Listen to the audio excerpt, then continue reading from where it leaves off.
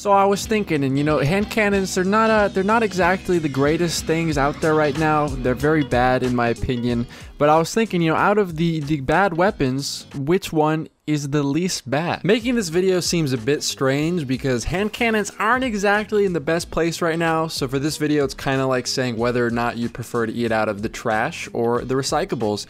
So that's what we're doing. We're comparing hand cannons, and the hand cannons that we are looking at are the Better Devils, the Dire Promise, and then the last one, the Steady Hand. The main reason that I didn't include the Old Fashioned and the Trials one, those are the honorable mentions for this video, is they're very similar to the Better Devils. So go, you know, honorable mention goes out to them. They're very good, but for this video in particular, I wanted to compare these three because they're all a little bit different. Also, yes, I know the mic is still trash. I got the Napalm Strike microphone still, but hopefully I can return home soon and I can be using my regular microphone. Normally, I like to keep my videos pretty short, and I usually do one weapon at a time, so covering 3 weapons at the same time, considering I've already made a few videos for them already, I won't be going too in depth. Just talking about like the main characteristics of the gun and giving you, just giving you a feel, you know? First on the list, we got the Better Devils, which is kind of a middle of the line archetype. So in regards to rate of fire and impact, it's kind of just right in the center. The stability and range are really good on it, especially because of explosive rounds. If you didn't know, explosive rounds is going to divide the damage between explosive damage and the initial damage of your shot, and the explosive portion of that damage dealt. So I think it's around half. I don't know the exact percentage. That part of the damage that you're dealing per shot is not going to have any damage drop off on it. So especially in the PC beta where hit registration was really good, you could hit people from extremely far. So, you know, I guess in regards to range, this weapon is definitely up there, especially for its archetype. It's probably the best at longer ranges just because of this perk.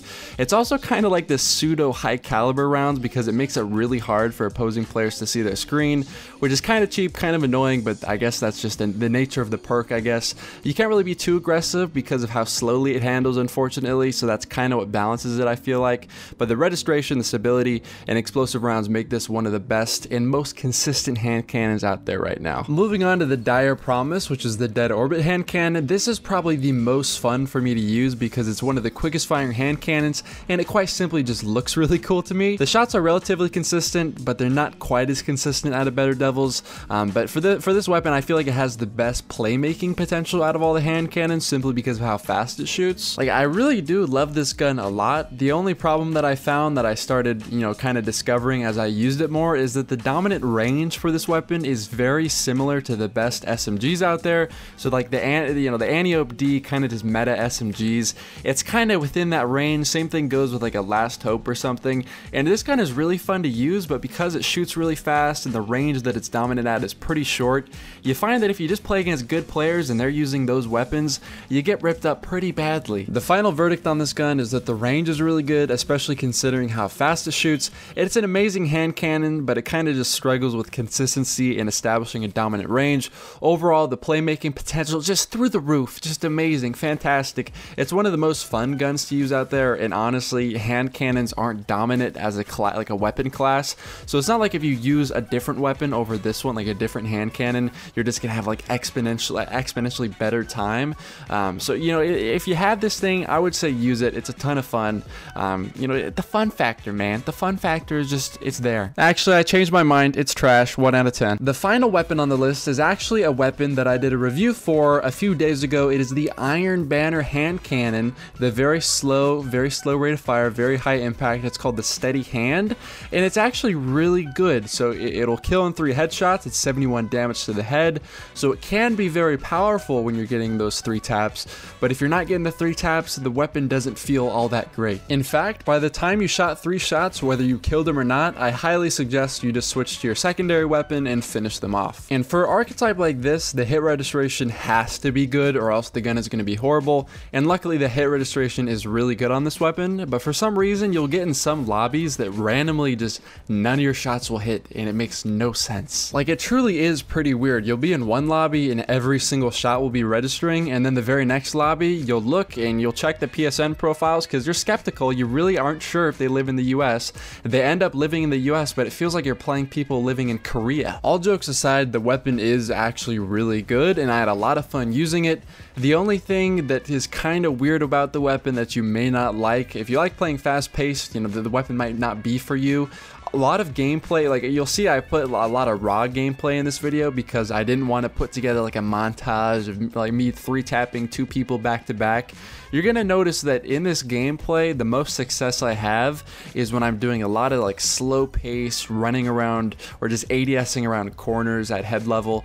And if you're not doing that, usually, like if you try to play Rambo style with this weapon, it's not gonna work out too well. So as long as you kind of know your place, you kind of realize that you have to hang back a little bit, ADS around corners, make sure you're always aiming at head level, because like I said, if you're not 3-tapping people with this thing, it is not very good. Then it's fine, and the weapon feels great, but you just kind of have to adapt a certain play style to get the most out of it. Probably the best piece of advice I could give to people trying to use this weapon is if you play video games and like your dad doesn't play video games, or your mom, or like someone that kind of would know what to do but they don't really play video games that much, if you would hand them the controller to play Destiny, how they would like squeeze the trigger with so much strength, like you know how they're really awkward about squeezing that trigger. What am I really even saying at this point? So as I was trying to convey earlier, usually if someone isn't comfortable with playing a video game, they press the trigger.